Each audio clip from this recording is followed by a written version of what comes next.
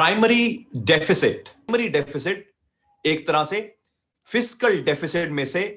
Interest payments जब minus करी जाती हैं तो उसको हम प्राइमरी डेफिसिट कहते हैं। यह एक इंपॉर्टेंट टर्मिनोलॉजी है जो नॉर्मली गवर्नमेंट के बजट के साथ एसोसिएटेड होती है। जैसे हमने फिस्कल डेफिसिट के बारे में बात करी थी जो कि सेपरेट वीडियो में मेंशन्ड है।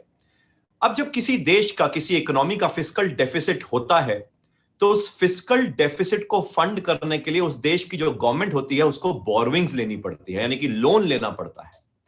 सोचो जैसे इंडियन इकोनॉमी है, इंडियन इकोनॉमी का तो कई सालों से, जब से इंडिपेंडेंस हुई है तब से हर साल लगातार फिस्कल डेफिसिट पे डेफिसिट होता आया है। तो यानी कि इंडियन गवर्नमेंट ने हर साल के फिस्कल डेफिसिट के लिए बोरोविंग पे बोरोविंग ली होंगी, और वो जो बोरोविंग्स पे बोरोविंग्स जो लेते आई है गवर्नमेंट, जब वो सारी बोरोविंग्स इकट्ठी हो गई यानी कि उसके ऊपर जो इंटरेस्ट पेमेंट जो जाता रहा होगा, जो कि हर साल जाता है, तो ये जो इंटरेस्ट पेमेंट है जब हम इसको फिस्कल डेफिसिट से माइनस करते हैं तो वो जो बनता है वो प्राइमरी डेफिसिट बनता है।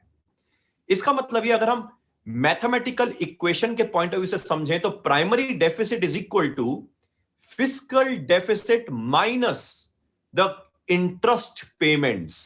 यानी कि इस फाइनेंशियल ईयर का जो फिस्कल डेफिसिट होगा एंड